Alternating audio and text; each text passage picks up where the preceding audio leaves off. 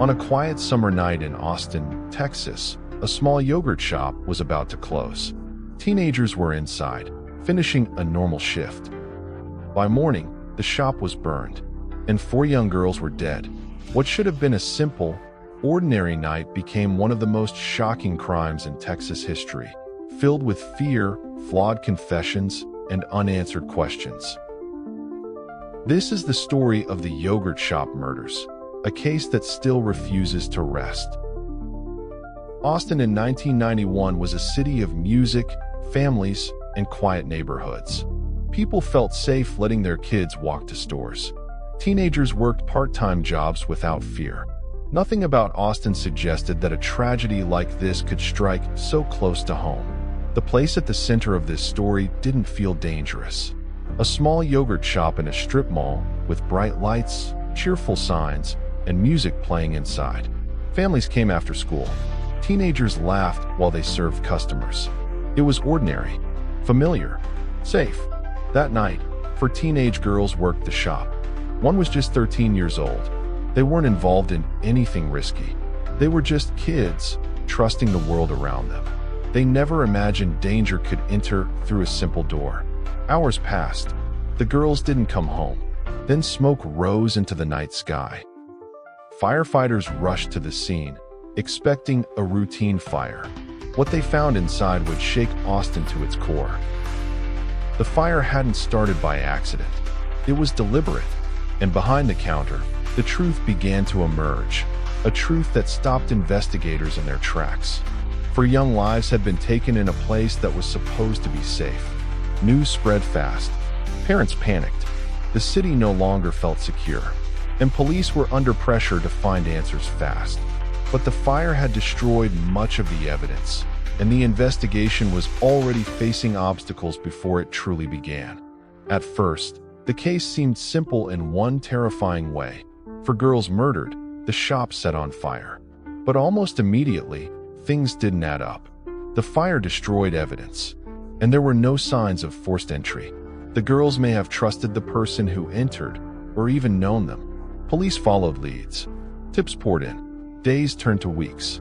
Austin grew restless. Fear spread. Under pressure to solve the case, the investigation shifted from finding evidence to finding suspects. Teenagers, young men, anyone convenient.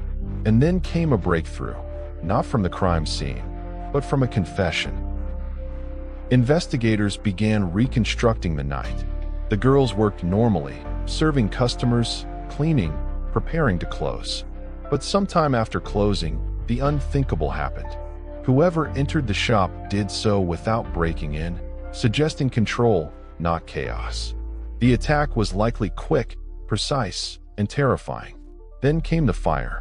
It wasn't panic, it was planned. Firefighters arrived expecting a routine call. Inside, they found devastation and a crime scene already compromised. Water, smoke, and heat had destroyed critical forensic evidence.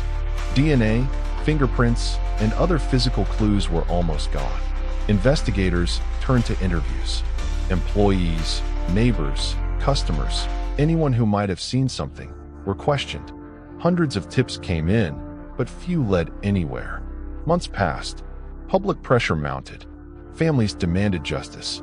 Years later, focus shifted to a group of young men, teenagers at the time.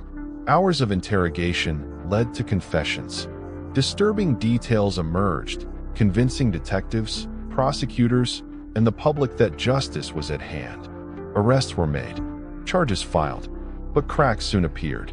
Confession details conflicted with the remaining evidence. DNA testing didn't clearly link the accused. Appeals began. Convictions were questioned. The case, once thought solved, reopened, revealing just how fragile the search for truth had been. For a moment, it felt like justice had arrived. The accused stood in court. The city exhaled. Families dared to hope. But the relief didn't last. Defense attorneys challenged confessions. DNA evidence didn't fully match. In a shocking turn, the courts overturned the convictions. The men walked free. The families were devastated. The city was unsettled. And the chilling truth emerged. After all these years, no one had truly been held responsible. At the heart of the investigation was evidence that never fully connected. DNA was damaged by fire and water. Some pointed to a male profile, but none matched the accused. Other samples were too degraded to use. Confessions were obtained after long interrogations under pressure, inconsistent, and partially unreliable. Physical evidence was mostly destroyed by the fire. Fingerprints, traces, and potential clues were gone. Witnesses could not clearly identify anyone, and accounts were vague or contradictory. The case had pieces, but they didn't fit. Evidence suggested the crime, but never clearly revealed who did it. That uncertainty would haunt the investigation forever. Years have passed. The men once convicted are free. DNA testing offered possibilities, but no final answers. Families continue to live with grief, unanswered questions, and the pain of a system that couldn't fully deliver justice. Austin remembers the tragedy, but the case remains a reminder of how fragile the search for truth can be. Evidence destroyed, confessions doubted, leads that went nowhere. Everything that should have solved the crime only deepened the mystery. The yogurt shop murders may never have a clear ending. Some pieces of the story will remain in the shadows, untold, perhaps unanswerable. And so we are left to wonder, could the truth about that night still be out there, quietly waiting to be uncovered, or will some secrets remain forever unspoken?